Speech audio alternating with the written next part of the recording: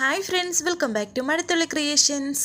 ഈ ചാനൽ നിങ്ങൾ ആദ്യമായിട്ടാണ് കാണുന്നതെങ്കിൽ സബ്സ്ക്രൈബ് ചെയ്യാൻ മറക്കല്ലേ. വരണൊരു നാട്ടും പ്രദേശത്തേക്ക് വന്നിരിക്കുകയാണിപ്പോൾ ഫോട്ടോസൊക്കെ എടുക്കാനായിട്ട്. അവിടെ ചില കിളികളുടെയും മരങ്ങളുടെയൊക്കെ ഫോട്ടോ എടുക്കുന്ന സമയത്തായിരുന്നു ആറിൻ്റെ ഒരു ഭാഗത്തായിട്ട് പാറയുടെ മുകളിൽ കുറച്ച് കുട്ടികളെ ഡാൻസ് ചെയ്യിപ്പിക്കുകയായിരുന്നു രാധിക. ആ ഫോട്ടോയും എടുക്കുകയാണിപ്പോൾ വരുൺ. ഡാൻസ് മാത്രമല്ല, അതിനൊപ്പം പാട്ടും കൂടിയുണ്ട്. പാട്ടും ഡാൻസും ഒക്കെ ആയിട്ട് വളരെ ഗംഭീരമായ ഒരു കാഴ്ച തന്നെയായിരുന്നു അത്. രാധികയും ഇഷ്ടമാകുകയാണിപ്പോൾ വരുണിന്. അതിനിടയിൽ പാറയിൽ തട്ടി രാധിക ഒന്ന് വീണു. വരുണും അത് കാണുന്നുണ്ടായിരുന്നു. കുഴപ്പമില്ല എന്ന് രാധിക. വരുൺ ഓടി അവിടേക്ക് വന്നിട്ട് പറയുന്നു, എഴുന്നേക്കില്ലേ എഴുന്നേക്കില്ലേ, ഒരു മിനിറ്റ് അനങ്ങല്ലേ എന്ന് പറയുന്നു. അങ്ങനെയും ഒരു പിക്ചർ എടുക്കുകയാണിപ്പോൾ രാധികയുടെ. എന്തായി കാണിക്കുന്നത്? എൻ്റെ ഫോട്ടോ എടുക്കല്ലേ, താൻ ആരാ എന്നൊക്കെ രാധിക ചോദിക്കുന്നു. എന്നാൽ രാധികയുടെ പല രീതിയിലുള്ള പോസൊക്കെ ഇപ്പോൾ എടുത്തു കഴിഞ്ഞു വരുൺ. ദേഷ്യത്തോടെ രാധിക വരുണിനെ നോക്കുന്നു. എന്നാൽ വരുൺ രാധികയോട് പറയുന്നു, തന്നെ കാണാനേ നല്ല ഭംഗിയുണ്ട്. എൻ്റെ ക്യാമറയ്ക്ക് ഒരു പ്രത്യേകതയുണ്ട്. ഭംഗിയുള്ള കാഴ്ചകളൊക്കെ കണ്ടാൽ അത് അപ്പോൾ പകർത്തും. അതെ, നല്ല തല്ല കിട്ടാത്തതിൻ്റെ സുഖേടാണ് എന്ന് പറഞ്ഞ് കുട്ടികളോട് നമസ്കാരം ചെയ്ത് നമുക്ക് നിർത്താമെന്നും രാധിക പറയുന്നു. ഞാൻ കുറച്ച് ഫോട്ടോസൊക്കെ എടുത്തോട്ടെ, ഒരു മിനിറ്റ് എന്നൊക്കെ വരുൺ പറയുന്നു. മതി പോകാമെന്ന് പറഞ്ഞ് കുട്ടികളുമായി അവിടെ നിന്ന് പോകുകയാണിപ്പോൾ രാധിക. എന്നാൽ പോകുന്ന വഴിയിൽ രാധിക തിരിഞ്ഞു നോക്കുന്നതും വരുൺ ഫോട്ടോ എടുത്തിരുന്നു. തന്നോട് പറഞ്ഞില്ലേ ഇനി ഫോട്ടോ എടുക്കരുതെന്ന് വീണ്ടും രാധിക പറയുന്നുണ്ടെങ്കിലും വരുൺ ഫോട്ടോ എടുക്കുകയാണ്. എന്നാൽ രാധിക പറയുന്നു, ഈ കുട്ടികളുടെ അച്ഛന്മാർ വന്നാലേ തൻ്റെ ക്യാമറ തല്ലി പൊളിക്കും. എന്നാൽ ഒരു പുഞ്ചിരിയോടെ വീണ്ടും ഇവരെ പിന്തുടർന്നു പോവുകയാണ് വരുൺ. അതിനിടയിൽ രാധികയുടെ പാദസരം നഷ്ടപ്പെടുന്നു. അത് വരുൺ കാണുകയും ചെയ്തു. വരുൺ പോയി ആ പാറയുടെ മുകളിൽ കിടന്ന ആ പാദസരം കൈകൊണ്ടെടുത്തു. രാധികയെ വിളിച്ചിട്ടാണെങ്കിൽ കേട്ടതുമില്ല. പിന്നീട് കാണിക്കുന്നത് രാത്രിയിൽ പ്രാർത്ഥിച്ചതിന് ശേഷം രാധിക കിടക്കുന്നു. എന്നാൽ ഉറക്കത്തിനിടയിൽ വരുണിനെ കുറിച്ച് ഓർക്കുകയാണിപ്പോൾ രാധിക. ആ കവിടെ നടന്ന കാര്യങ്ങളൊക്കെ ഓർത്തിങ്ങനെ ഒരു പുഞ്ചിരിയോടെയൊക്കെ ഇരിക്കുന്നുണ്ട്. ചുരുക്കി പറഞ്ഞാൽ രാധികയ്ക്ക് വരുണിനെ ഇഷ്ടമായി എന്നർത്ഥം. ഈ സമയത്ത് ചേച്ചി എന്ന് പറഞ്ഞ പ്രിയ വാതിൽ തുറന്നകത്തേക്ക് വന്നു. എന്താണെന്ന് രാധിക ചോദിച്ചപ്പോൾ അവിടേക്ക് വന്നിരുന്നിട്ട് പ്രിയ ചോദിക്കുന്നു, എന്നോട് പിണക്കമാണോ എന്ന്. എന്നാൽ രാധിക ഒന്നും മിണ്ടുന്നില്ല. ചേച്ചി എന്ന് വിളിക്കുമ്പോൾ പിന്നെയും രാധിക പറയുന്നു, നീ പോയി കിടന്ന് ഉറങ്ങിക്കോ. ഞാൻ എന്തെങ്കിലും സംസാരിച്ചാൽ പിന്നെ നീ അവകാശത്തിന്റെ കണക്ക് പറയും. പിന്നെ എന്തിനാ?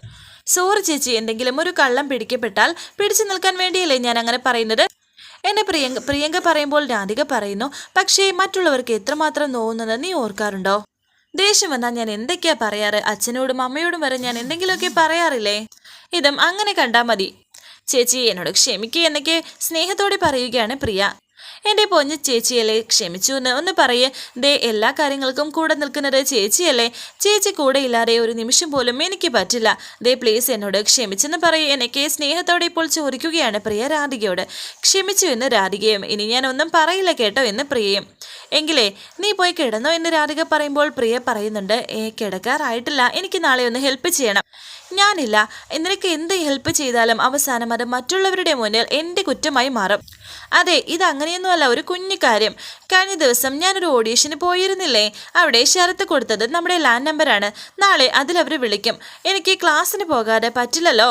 നാളെ അവർ വിളിക്കുമ്പോൾ അവരെന്താ പറഞ്ഞെന്ന് ഞാൻ കോളേജിൽ നിന്ന് വരുമ്പോൾ ചേച്ചി എന്നോട് പറഞ്ഞാൽ മാത്രം മതി. തിരിച്ചൊന്നും പറയണ്ട. വേറെ ആരെങ്കിലും ഫോൺ എടുത്താലേ പിന്നെ എൻ്റെ എല്ലാ പരിപാടിയും വെള്ളത്തിലാകും. അതുകൊണ്ട് ചേച്ചി നാളെ ഫോണിൻ്റെ അടുത്തുനിന്ന് മാറാനേ പാടില്ല. എന്നാൽ രാധിക പറയുന്നു, എന്നെ കൊണ്ടൊന്നും പറ്റില്ല, എൻ്റെ കൃഷ്ണ എന്ന് പറഞ്ഞ് ബെഡിലേക്ക് പോയിരുന്നു.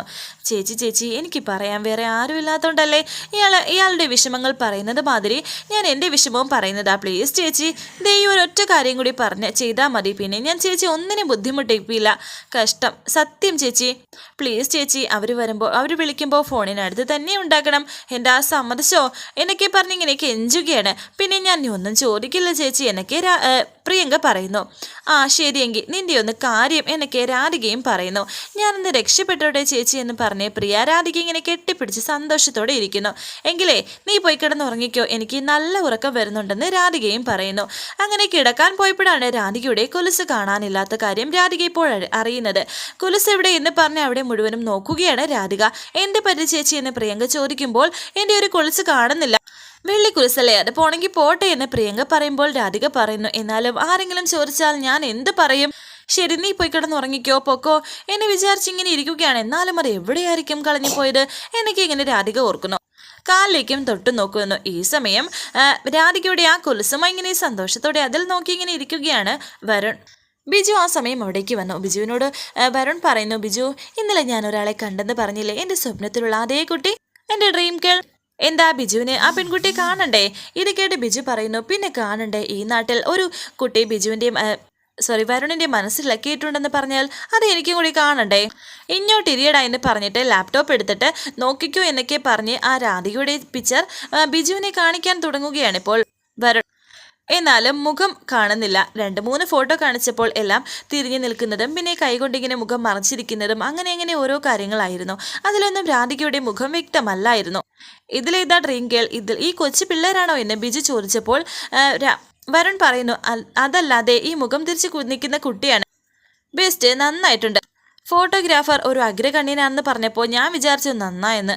ചില ക്യാമറക്കാർ കല്യാണ ഫോട്ടോ എടുത്തിട്ട് കുട്ടിയെ കിട്ടാത്തതുപോലെ എന്നൊക്കെ ബിജു പറഞ്ഞ് കളിയാക്കുന്നുണ്ട്. നീ നോക്കിക്കോ, ഞാൻ അവളെ നേരിട്ട് കാണിച്ചു തരാമെന്ന് വരുൺ പറയുന്നു. എങ്ങനെ, നീ എവിടെ പോയി തരുമെന്നൊക്കെ പറഞ്ഞ് വീണ്ടും ബിജു വരുണിനെ കളിയാക്കി.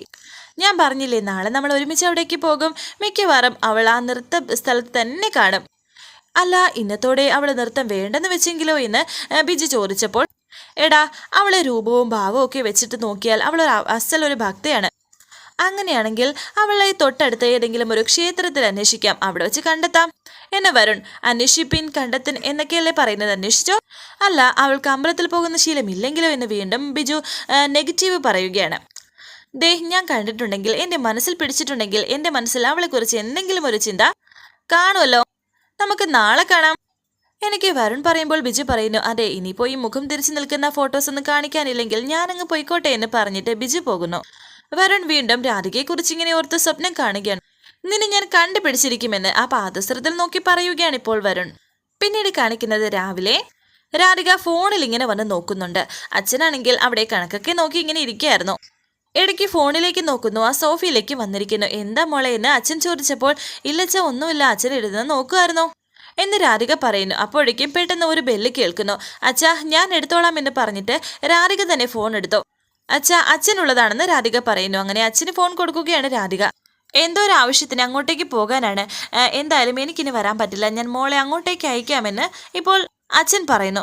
അയാൾക്ക് കുറിക്കാശ് കൊടുക്കാനുണ്ട്, എന്നെ തിരക്കി അമ്പലത്തിൽ വന്ന് നിൽക്കുകയാണ്, മോൾ ഇങ്ങോട്ട് വന്നേ എന്ന് പറഞ്ഞിട്ട് ആ ക്യാഷ് എടുത്ത് രാധികയുടെ കയ്യിൽ കൊടുക്കുന്നു. അമ്പലത്തിൻ്റെ ആ ഫ്രണ്ടിൽ കാണും മോള്, ഇത് അയാൾക്ക് കൊടുക്കണമെന്ന് പറയുന്നുണ്ട്. എന്നാൽ രാധിക പറയുന്നു, അച്ഛാ ഞാൻ കുറച്ച് കഴിഞ്ഞിട്ട് പോയാൽ മതിയോ എന്ന്. വീണ്ടും ദേവനാരായണൻ പറയുന്നു, ഒരു അത്യാവശ്യത്തിന് വിളിച്ചതല്ലേ, കൊടുക്കേണ്ട സമയത്ത് കൊടുക്കണ്ടേ, മോൾക്കിപ്പോൾ എന്താ പോകാൻ പറ്റാത്തത്? അല്ല, അടുക്കളയിൽ കുറച്ച് ജോലി ഉണ്ടായിരുന്നു എന്ന് രാധിക പറയുമ്പോൾ മുത്തശ്ശി അവിടേക്ക് വന്നിട്ട് പറയുന്നു, അടുക്കളയിൽ എന്ത് ജോലി ഉണ്ടെന്നാ? ഇനി അഥവാ ഉണ്ടെങ്കിൽ തന്നെ ഇപ്പം തന്നെ ചെയ്തില്ലെങ്കിൽ പറ്റില്ലേ? ഒരു കാര്യം പറഞ്ഞാൽ കേൾക്കണം, എന്തിനുമുണ്ട് ഒരു തർക്കം. അമ്മയൊന്നും പറയണ്ട, അവള് കേൾക്കും, മോള് ചെല്ലെന്ന് പറഞ്ഞ് ക്യാഷ് ഇപ്പോൾ രാധികയുടെ കയ്യിൽ കൊടുക്കുകയാണ് അച്ഛൻ. എന്നാൽ ഫോൺ വിളിക്കുന്നത് എടുക്കുകയും വേണം. ആകെ ഒരു വല്ലാത്ത ടെൻഷനോടെ നിൽക്കുകയാണ് രാധിക. മോളെ, പൂജ കഴിഞ്ഞാൽ പിന്നെ എന്തോ ഒരു കാര്യം പറഞ്ഞു കൊടുക്കുകയാണ്. ഇടയ്ക്കേട്ട് മുത്തശ്ശി പറയുന്നു, വീണ്ടും അവളെ എന്തിനാ അമ്പലത്തിലേക്ക് അയക്കുന്നത്? ആൾക്കാർ പറഞ്ഞതൊക്കെ മറന്നുപോയോ? ആൾക്കാരെ അങ്ങനെയൊക്കെ പറയും, പക്ഷേ അവളുടെ മനസ്സ് അത് എനിക്ക് നന്നായിട്ടറിയാമേ. ഇതേ സമയം വരുണും വന്നിരിക്കുകയാണ് ആ ക്ഷേത്രത്തിന്റെ പരിസരത്തേക്ക്. എന്നിട്ട് കിട്ടുന്ന ചില ഫോട്ടോസും എടുക്കുന്നു. ബിജു ഒപ്പം തന്നെയുണ്ട്. അല്ല, ആ പെൺകുട്ടി ആകാശത്താണോ? അങ്ങോട്ടാണല്ലോ നോട്ടം എന്നൊക്കെ ബിജു കളിയാക്കി പറയുന്നുണ്ട്. ഇന്നലെ കണ്ട ആറ്റിലേക്ക് നോക്കുകയാണിപ്പോൾ. ദാ സ്ഥലം കണ്ടോ, അവിടെ വെച്ചാൽ ഞാൻ ആ പെൺകുട്ടിയെ കണ്ടതെന്ന് പറയുന്നു. ഇത് കേട്ട് ബിജു പറയുന്നു, കൊള്ളാം, എനിക്ക് ഇഷ്ടപ്പെട്ടു. അതെ, അവിടെ പോയി ഇരിക്കാനാണോ ഭാവം എന്ന് ചോദിക്കുന്നുണ്ട്. ഞാൻ എങ്ങനെ അവളെ കണ്ടെത്താൻ പോകുന്നെന്ന് നോക്കിക്കോ എന്ന് വരുണും പറയുന്നു. രണ്ടുപേരും ആ ആറ്റിലേക്ക് പോകുന്നു. അവിടെ ഒരു മീൻ പിടിച്ചുകൊണ്ടിരുന്ന ഒരു ചൂണ്ടയിട്ട് കൊണ്ടിരുന്ന ഒരാളുടെ ചോദിക്കുന്നു, ചേട്ടാ ഒരു കാര്യം ചോദിച്ചോട്ടെ, ഇവിടെ ഡാൻസ് പഠിപ്പിക്കുന്ന കുട്ടിയല്ലേ, ആ കുട്ടിയെ അറിയാമോ? എന്നാൽ അയാൾ പറയുകയാണ്, ഇവിടെ ഒരുപാട് കുട്ടികൾ ഡാൻസ് ചെയ്യാറുണ്ട്, അതിൽ ആരാണ് ചേട്ടാ? പേരറിയില്ല, കാണാൻ നല്ല ചന്തമുള്ള കുട്ടിയാണ്, നല്ല വിടർന്ന ചുണ്ടുകളൊക്കെ ആയിട്ട് എന്ന് വരുൺ പറയുമ്പോൾ ബിജു പറയുന്നു, ആ പെണ്ണിന്റെ കണ്ണിന്റെ കാര്യം പറഞ്ഞപ്പോൾ അയാളുടെ കണ്ണുപോയി പോക്ക് കണ്ടില്ലേ, ഈ അന്വേഷണം മിക്കവാറും കുളമാകാൻ സാധ്യതയുണ്ട്. എടാ, നെഗറ്റീവ് പറയാതെ എന്ന് വരുൺ. പിന്നെ ആ ചേട്ടനോട് ചോദിക്കുന്നു, ഇവിടെ ഒരു പെൺകുട്ടി കൊലുസ് നഷ്ടപ്പെട്ടതായിട്ട് അന്വേഷണം നടക്കുന്ന കാര്യം അറിയാമോ ചേട്ടാ? ആരെങ്കിലും ഒറ്റ കുളിച്ചിട്ട് പോകുന്നത് കണ്ടായിരുന്നു എന്നും ചോദിച്ചപ്പോൾ ദേഷ്യത്തോടെ അയാൾ പറയുന്നു, ഇല്ലെന്ന് പറഞ്ഞില്ലേ. മറ്റൊരാൾ അവിടേക്ക് വന്നു. ആരാടാ രാഘവ ഇവന്മാര് എന്ന് ചോദിക്കുന്നുണ്ട്. അറിയില്ല, ഒറ്റ കുലിസുള്ള ഒരു പെൺകുട്ടിയെ തപ്പി ഇറങ്ങിയതാണെന്ന് അയാൾ വന്ന ആളോട് പറയുന്നുണ്ട്. ഇവന്മാർക്ക് ഇതിപ്പോൾ സ്ഥിരം ഏർപ്പാടാ. ക്യാമറ കണ്ടില്ലേ, ഫോട്ടോ എടുത്തോണ്ട് പോയാൽ ഏതൊക്കെ രീതിയിൽ പുറത്തു വരുമെന്ന് അറിയില്ലേ. എന്നാൽ വരുൺ പറയുന്നു, ഏട്ടാ ഞാൻ അങ്ങനെയുള്ള ആളെയല്ല എന്ന്. അവിടേക്ക് മറ്റൊരാളും വന്നു. അതെ, ഈ ഒറ്റ കുലിസിന്റെ ബാക്കി എൻ്റെ കയ്യിലുണ്ട്, നോക്കിയേ. എന്താ ഇവിടെ പരിപാടി എന്നൊക്കെ ഒരാൾ വന്നിട്ട് ചോദിക്കുന്നു. വെറുതെ ഇവിടെ അടി വാങ്ങി കൂട്ടാതെ പോവാൻ നോക്കടാ എന്ന് പറഞ്ഞ് ഇവരെ പറഞ്ഞു വിടാൻ ശ്രമിക്കുകയാണ് 3 പേരും. ഞങ്ങൾ പോയേക്കാം എന്ന് പറഞ്ഞ് വരുൺ പോകാൻ നോക്കുന്നു. അവൻ്റെ ഒരു നാടൻ പെൺകുട്ടി, നാടൻ കണ്ണുകൾ, അല്ല അസല് പെൺകുട്ടിയല്ലേ എന്നൊക്കെ ഇങ്ങനെ ബിജിത്ത് വീണ്ടും കളിയാക്കി ചോദിക്കുന്നു. അങ്ങനെയൊന്നും പോവാനേ ഞാൻ ഒരുക്കുമല്ലടാ, അവൾ അമ്പലത്തിൽ കാണാം, നമ്മൾ കാണുകയും ചെയ്യുമെന്ന് വരുൺ. അങ്ങനെ കാറിൽ കയറി വീണ്ടും ക്ഷേത്രത്തിലേക്ക് പോവുകയാണ് ഇപ്പോൾ വരുണും ബിജുവും കൂടി. ഈ സമയം അച്ഛൻ കണക്ക് നോക്കിക്കൊണ്ടിരിക്കുകയായിരുന്നു. അപ്പോഴാണ് ആ ഫോൺ കോൾ വന്നത്. പ്രിയങ്കയുടെ വീടല്ലേ എന്ന് ചോദിക്കുന്നുണ്ട്. പ്രിയങ്ക പറഞ്ഞ അതേ കോളാണ് ഇപ്പോൾ വന്നിരിക്കുന്നത്. എടുത്തത് അച്ഛനും. പ്രിയങ്ക ഒന്ന് വിളിക്കുമോ എന്ന് ചോദിച്ചപ്പോൾ അച്ഛൻ പറയുന്നു, അവൾ ക്ലാസ്സിന് പോയല്ലോ. ആരാണ്? നാളെ ഫൈനൽ ഓഡീഷനാണ്, സ്റ്റുഡിയോയിലേക്ക് എത്തണമെന്ന് പറഞ്ഞേക്കണം. ഇത് കേട്ട് അച്ഛൻ ചോദിക്കുന്നു, സ്റ്റുഡിയോയിലോ എന്തിനാണ് എന്ന്. വീണ്ടും അദ്ദേഹം പറയുന്നു, പ്രിയങ്ക അടുത്ത പടത്തിലേക്ക് സെലക്ട് ആയിട്ടുണ്ട്, അതിൻ്റെ ഫോട്ടോഷൂട്ടിൻ്റെ ഫൈനൽ സെക്ഷനാണ്. എന്നാൽ ഇത് കേട്ട് അദ്ദേഹം പറയുന്നു, അതെ നിങ്ങൾക്ക് ആള് മാറിയതായിരിക്കും. എൻ്റെ മോള് പ്രിയങ്ക ഇത്തരം കാര്യങ്ങൾക്ക് പോകാറില്ല, നമ്പർ മാറിയിട്ടില്ല. പ്രിയങ്കയുടെ അച്ഛൻ ക്ഷേത്രത്തിലെ പൂജാരിയല്ലേ എന്ന് ചോദിച്ചു. അതേ എന്ന് ദേവനാരായണൻ പറഞ്ഞപ്പോൾ അദ്ദേഹം പറയുന്നു, അത് തന്നെ, പ്രിയങ്ക കുറച്ച് ദിവസം മുമ്പേ ഓഡീഷന് പങ്കെടുത്തിരുന്നു, അത് ഓക്കെ ആവുകയും ചെയ്തു. നിങ്ങളോട് പറഞ്ഞില്ലേ, ചിലപ്പോൾ സർപ്രൈസ് ആയിട്ട് വെച്ചതായിരിക്കും. എന്തായാലും മഹാഭാഗ്യം വന്നിരിക്കുകയാണ്, പ്രിയങ്കയുടെ ഒന്ന് റെഡി ആവാൻ പറയണമെന്ന് പറയുന്നു. അങ്ങനെ അവർ ഫോണും വെച്ചു. യശോദയെ അച്ഛൻ അവിടേക്ക് വിളിച്ചു. നമ്മുടെ മോളിലെ പ്രിയങ്കയ്ക്ക് ഒരു ഫോൺ കോൾ ഉണ്ടായിരുന്നു, ഞാനാണ് അറ്റൻഡ് ചെയ്തത്. അവൾ സിനിമയിൽ അഭിനയിക്കാൻ പോകുന്നു എന്ന്, അതിന് ഏർപ്പാടൊക്കെ ചെയ്തിരുന്നു എന്ന്, അവളെ അതിനെ തിരഞ്ഞെടുത്തു എന്ന മഹാഭാഗ്യം പറയാനാണ് എന്നെ വിളിച്ചത് എന്ന് അദ്ദേഹം പറയുമ്പോൾ മുത്തശ്ശി ചോദിക്കുന്നു, സിനിമയിലോ എന്ന്. യശോദ പറയുന്നു, അവർക്ക് ഇനി നമ്പർ വല്ലതും മാറിയതാണോ? ക്ഷേത്ര പൂജാരി ദേവനാരായണന്റെ മകൾ പ്രിയങ്ക എന്ന് പറയുന്നത് അവൾ തന്നെയല്ലേ? അവർക്ക് തെറ്റിയിട്ടൊന്നുമല്ല.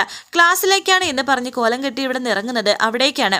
തന്നോട് പറഞ്ഞിട്ടുണ്ടോ ഇതൊക്കെ, അതോ താൻ എന്നെ അറിയിക്കാതെ വെച്ചിരിക്കുകയാണോ എന്നൊക്കെ ദേവനാരായണൻ ചോദിച്ചപ്പോൾ യശോദ പറയുന്നുണ്ട്, ഈശ്വരനാണ് സത്യം, എന്നെ ഒന്നും അറിയിച്ചിട്ടില്ല. അവൾ അങ്ങനെ അതിനൊന്നും പോകില്ല, പറഞ്ഞ് വഴി തിരിച്ചിട്ടുണ്ടെങ്കിൽ അത് രാധികയായിരിക്കും എന്ന് മുത്തശ്ശി പറയുമ്പോൾ അച്ഛൻ പറയുന്നു, അമ്മയൊന്നും മിണ്ടാതിരിക്കുമോ? രാധികയുടെയും പ്രിയങ്കയുടെയൊന്നും സ്വഭാവം എനിക്ക് നന്നായിട്ടറിയാം. ഇങ്ങ് വരട്ടെ, അവൾ എന്താ വേണ്ടതെന്ന് എനിക്ക് നന്നായിട്ടറിയാം.